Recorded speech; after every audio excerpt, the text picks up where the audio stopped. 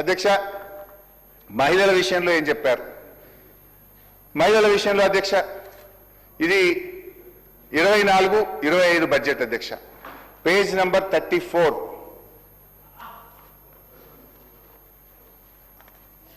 Page number 34 అధ్యక్ష.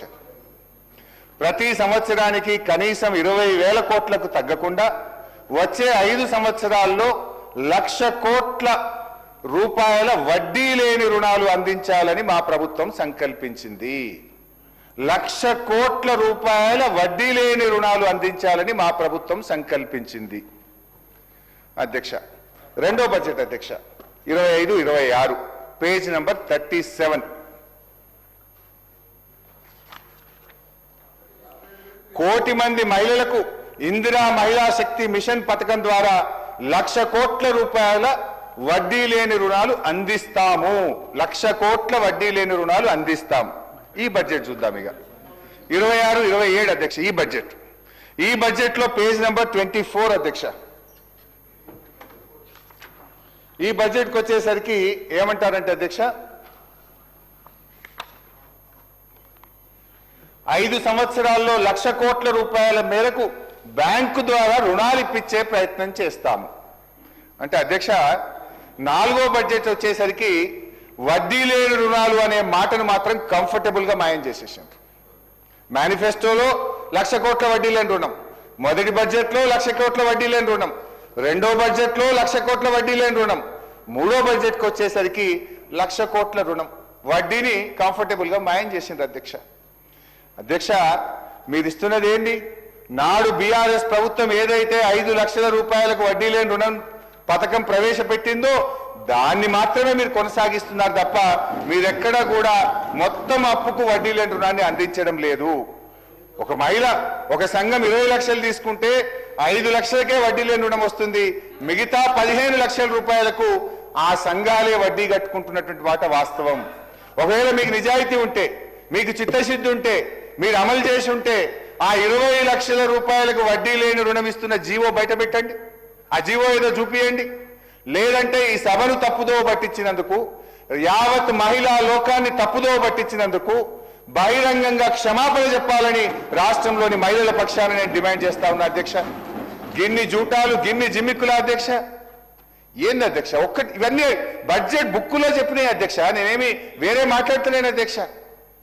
అదేవిధంగా irrigation అధ్యక్ష, ఇరిగేషన్ విషయంలో అధ్యక్ష, మొదటి బడ్జెట్ ప్రసంగం 62వ పేజ్ అధ్యక్ష. ఇది ఫస్ట్ బుక్ అధ్యక్ష, 62వ పేజ్.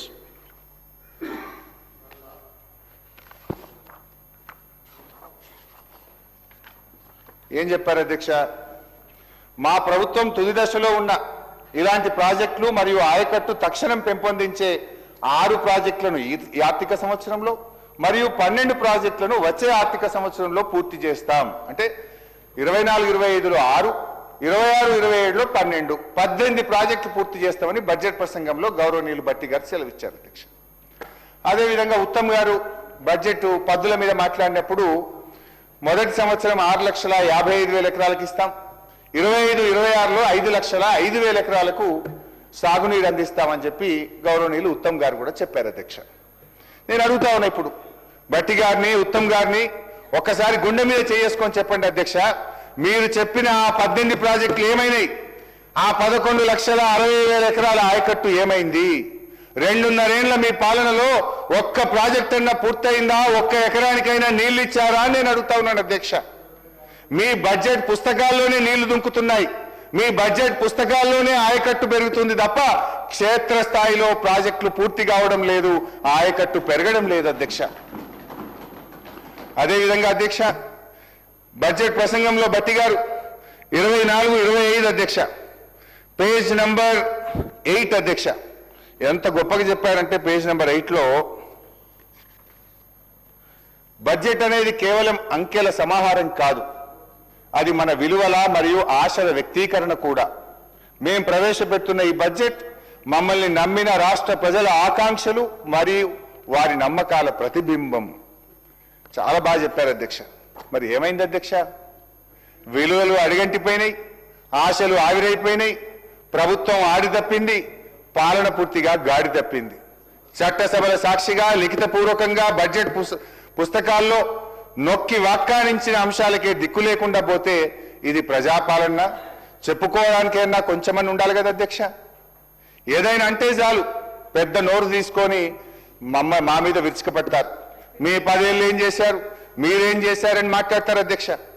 మీరే కదా బాండ్ పేపర్ల మీద సంతకాలు పెట్టింది, భట్టి గారు మీరే కదా బాండ్ పేపర్ల మీద సంతకాలు పెట్టింది. ఇది చెక్ అన్నారు మీరు, ఇది చెక్ బుక్ గా భావించండి అన్నారు. మరి 6 గ్యారెంటీలు అమలు చేసింది లేదు, 420 హామీలు నిలబెట్టుకున్నది లేదు, ప్రజల ఆకాంక్షల్ని నెరవేర్చింది లేదు. ఆత్మస్తుతి పరనిందకు పాల్పడుతూ పొద్దుగడుపుతా ఉన్నారు అధ్యక్ష. దాదాపు సగం పరిపాలన పూర్తవుతున్న దశలో ప్రవేశపెట్టిన ఈ బడ్జెట్, మరి ఈ బడ్జెట్లో కూడా ఏముందంటే అధ్యక్ష, గాలి మాటలు. గత బడ్జెట్లో చెప్పినవన్నీ గాలి మాటలైతే ఈ బడ్జెట్లో కూడా అవాస్తవాల కోటలాగా కనబడతా ఉంది అధ్యక్ష.